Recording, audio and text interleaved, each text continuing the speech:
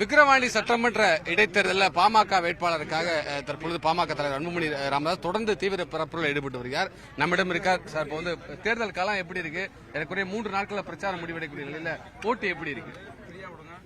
தேர்தல் களம் எங்களுக்கு மிகவும் சாதகமாக இருக்கிறது.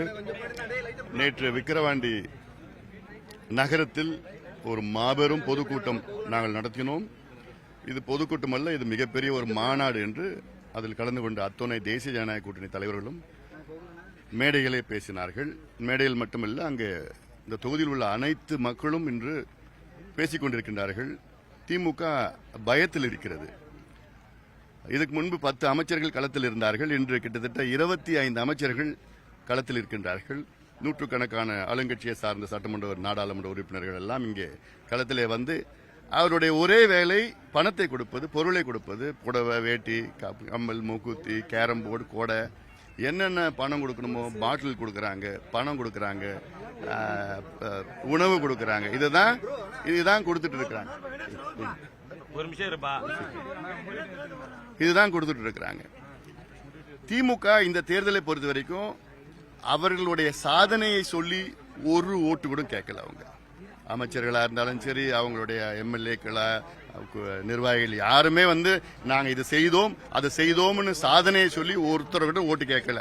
காசு கொடுக்கறாங்க, பொருளை கொடுக்கறாங்க, மதுவை கொடுக்கறாங்க, அதுக்கப்புறம் பிரியாணி போடுறாங்க, அவங்க டோக்கன் கொடுக்கறாங்க. டோக்கன் வாங்கினா காலையில் டோக்கன் கொடுத்தா 200 ரூபாய், 500 ரூபாய், 1000 ரூபாய் மாலையில வாங்கிக்கிறது.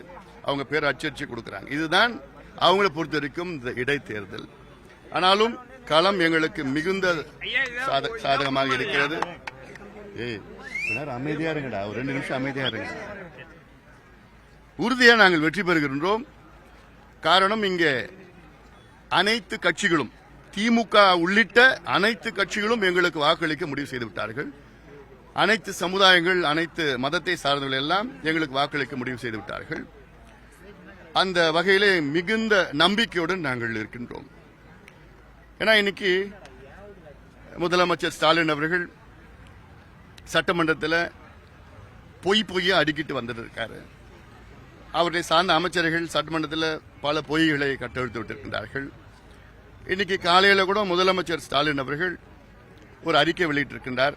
அந்த அறிக்கையில் இவர்கள் வன்னியர்களுக்கு செய்தது, இவர்கள் பின்தங்கிய சமுதாயத்துக்கு செய்ததெல்லாம் இவங்களுக்கு வந்து தேர்தல் நேரத்தில் தான் ஞாபகம் வரும் இவங்களுக்கு.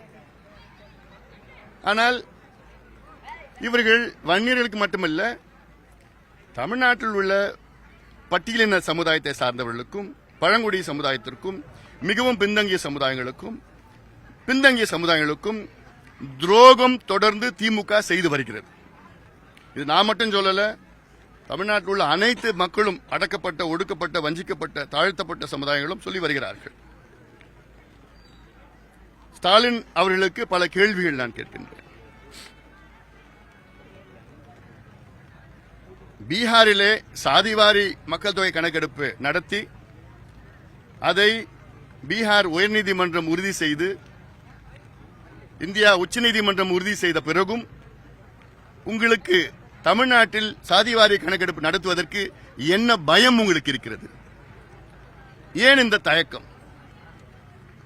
69 விழுக்காடு இடஒதுக்கீடு தமிழ்நாட்டில் இருக்கின்ற இடஒதுக்கீட்டை ரத்து செய்கின்ற ஒரு சூழல் நிலவுகிறது. உச்சநீதிமன்றத்தில் இந்த வழக்கு இருக்கிறது. உச்சநீதிமன்றம் என்று வேணாலும் இந்த 69 விழுக்காட்டு இடஒதுக்கீட்டை ரத்து செய்யலாம். அதன் பிறகும் எதற்கு நீங்கள் தமிழ்நாட்டில் சாதிவாரி கணக்கெடுப்பு நடத்த தயங்குகிறீர்கள்? என்ன தயக்கம், என்ன பயம் உங்களுக்கு? உச்சநீதிமன்றம் தமிழ்நாட்டில் வன்னியர்களுக்கு 10.5 விழுக்காடு இடஒதுக்கீடு, உள்ஒதுக்கீடு கொடுக்கலாம், எந்த தடையும் கிடையாது, தரவுகளை சேகரித்து கொடுங்கள் என்று சொல்லி 2 ஆண்டுகள் ஆகியும் இந்த 2 ஆண்டு காலத்தில் பல முறை நிச்சயமாக நான் தருகின்றேன் என்று சட்டமன்றத்திற்குள்ளேயும் வெளியிலையும் சொன்ன முதலமைச்சர் ஸ்டாலின் அவர்களே, இப்பொழுது ஏன் எங்களால் முடியாது என்று சொல்லுகின்ற காரணம் என்ன? தமிழ்நாட்டில் நாங்கள் முதல் கையெழுத்து பூரண மதுவிலக்கு கொண்டு வருவோம் என்று 7 ஆண்டுகளுக்கு முன்பு வீதி வீதியாக தெரு தெருவாக சொன்ன ஸ்டாலின் அவர்களே, இந்த 7 ஆண்டுகளில் என்ன நடந்தது? இன்று ஏன் அதை பற்றி பேச மறுக்கிறீர்கள்? என்ன தயக்கம் உங்களுக்கு? இந்த 7 ஆண்டுகளில் உங்களுடைய மனநல ஏன் இவ்வளவு மாறி இருக்கு? உங்களுடைய கொள்கையை மாத்திட்டீங்களா? ஏன் படிப்படியாவது தமிழ்நாட்டிலே மதுவிலக்கு கொண்டு வர உங்களுக்கு முடியாது? என்ன தயக்கம்?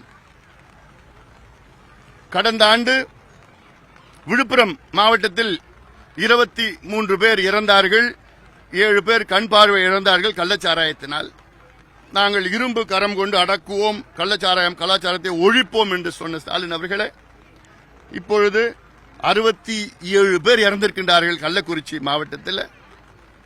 அப்ப கள்ளச்சாராயத்தை எப்போ நீங்க ஒழிக்க போறீங்க? என்ன செய்து கொண்டிருக்கிறீர்கள்? உங்களுக்கு தானே அந்த பொறுப்பு. உங்களால தானே அங்க 67 பேர் இறந்திருக்கின்றார்கள். இதற்கு ஏன் சிபிஐ விசாரணை வைக்க முடியவில்லை? என்ன காரணம்? ஏன் உங்க கட்சிக்காரங்க எல்லாம் அதுல ஈடுபட்டிருக்காங்க, சம்பந்தப்பட்டிருக்கிறாங்க, அந்த பயத்தால? அந்த பயமா? இந்த விக்கிரவாண்டி தொகுதியில் கடந்த இடைத்தேர்தல் நேரத்தில் நீங்கள் தானே இங்க வந்து தெரு தெருவாக கிராம கிராமமாக சென்று திமுக வெற்றி பெற்றால் நாங்கள் வன்னியர்களுக்கு 15 விழுக்காடு இடஒதுக்கீடு கொடுப்போம் என்று சொன்னீர்கள். இப்போ இந்த 6 ஆண்டுகளில் 7 ஆண்டுகளில் என்ன மனமாற்றம்? இப்பொழுது ஏன் முடியாது என்று சொல்கிறீர்கள்? அப்ப தேர்தல் நேரத்தில் சொல்லுவீங்க. அப்போ என்ன காரணம்? கடந்த தேர்தல் நேரத்தில் ஒன்னு சொல்றீங்க, இந்த தேர்தலில் வேற சொல்றீங்க. அப்ப இதுதான் உங்களுடைய சமூக நீதியா? இதான் சமூக நீதியா? இந்த மக்கள் உங்களுக்கு, தாழ்த்தப்பட்ட மக்களும் வன்னியர் மக்களும் உங்களுக்கு ஓட்டு போட வரணும். அவங்க படிக்க கூடாது, அவங்க முன்னேறக்கூடாது, குடிசையிலே இருக்கணும், கஞ்சி குடிச்சிட்டு இருக்கணும், சாராயத்தை கொடுக்கணும், கள்ள சாராயத்தை குடிச்சு சாகணும். ஆனா இந்த மக்களுக்கு எதுவும் செய்ய மாட்டீங்க. ஓட்டு வங்கியா மட்டும்தான் இருக்கணும். ஆனா பேசுறது சமூக நீதி, எங்கள் உயிர் மூச்சு, இந்த வசனம் எல்லாம் கேட்டு கேட்டு அழுத்து போச்சு. மக்கள் இன்னைக்கு தெளிவா இருக்கிறாங்க. உங்க பொய்யெல்லாம் நம்புற மாதிரி எல்லாம் இல்ல. இது இடைத்தேர்தலில் நியாயமா நடக்கணும். இது இது ஈரோடு கிடையாது, இது விக்கிரவாண்டி இடைத்தேர்தல். எங்களுக்கு பார்த்தா ஒரு பஞ்சாயத்து தேர்தல் கூட நியாயமா நடக்கும். ஆனா இந்த இடைத்தேர்தலில் நியாயம்னு அப்படி எதுவும் கிடையாது. அவங்க என்னென்ன செய்ய முடியுமோ ஆளுங்கட்சியை சார்ந்த திமுகவை சார்ந்த அமைச்சர்களும் சரி, அவங்களுடைய நிர்வாகிகளும் மாவட்ட செயலாளர்களும் என்னென்னமோ செஞ்சிட்டு இருக்கிறாங்க. அதனால அதை மீறி உறுதியாக நாங்கள் மிகப்பெரிய அளவில் நாங்கள் வெற்றி பெறுவோம். ஜெயலலிதாவை விமர்சனம் செய்தவர்கள் ஜெயலலிதாவுடைய படத்தை பயன்படுத்தக்கூடிய நிலை தற்போது ஏற்பட்டிருக்குன்னு சொல்லி அதிமுகவுடைய முன்னாள் அமைச்சர்கள் விமர்சனம் பண்றாங்க. இந்த விமர்சனத்தை எப்படி பாக்குறீங்க? ஜெயலலிதா படத்தை பயன்படுத்தக்கூடிய தேவை என்ன? எங்கள் கட்சி கூட்டணியில் முன்னாள் முதலமைச்சர் ஓ பன்னீர்செல்வம் அவர்களும் அமமுகவின் பொதுச் செயலாளர் திரு டிடிவி தினகரன் அவர்களும் இருக்கின்றார்கள். அவர்கள் கட்சியை சார்ந்த தலைவர்கள் எம்ஜிஆர் அவர்களும் ஜெயலலிதா அம்மையார் அவர்களும் எங்கள் கூட்டணி கட்சியில் உள்ள முன்னோடிகள் அவர்கள் எல்லாம் எங்கள் கட்சியிலுடைய மேடைகளில் போடுவது வழக்கம். நரேந்திர மோடி அவர்களுடைய படம் இருக்கும். அதே போன்ற கூட்டணி கட்சியில் உள்ள அத்துணை தலைவர்களுடைய படத்தை போடுவது என்ன தவறு இருக்கிறது? நந்தன் கால்வாய் உள்ளிட்ட பல திட்டங்கள் இன்னும் விக்கிரவாண்டி தொகுதியில் தொகுதி வாரியா பல திட்டங்கள் இருக்கு.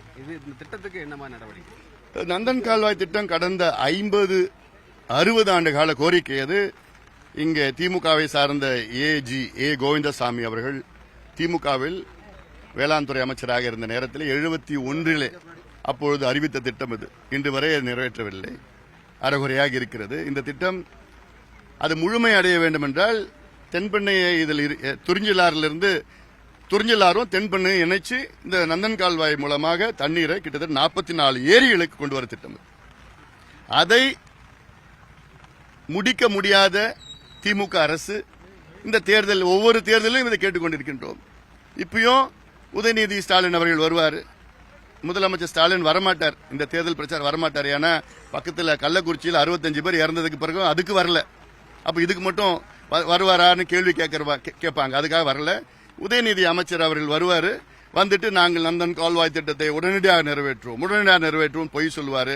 இதே உதயநிதி அவர்கள் மக்களவை தேர்தல் நடந்ததில்ல கடந்த மாதத்தில், அப்போ வந்து தருமபுரியில் வந்து நாங்கள் திமுக வெற்றி பெற்றால் நாங்கள் வன்னியர்களுக்கு 10.5 விழுக்காடு இடஒதுக்கீடு கொடுப்போம் என்று பொய் பிரச்சாரத்தை சொன்னார்.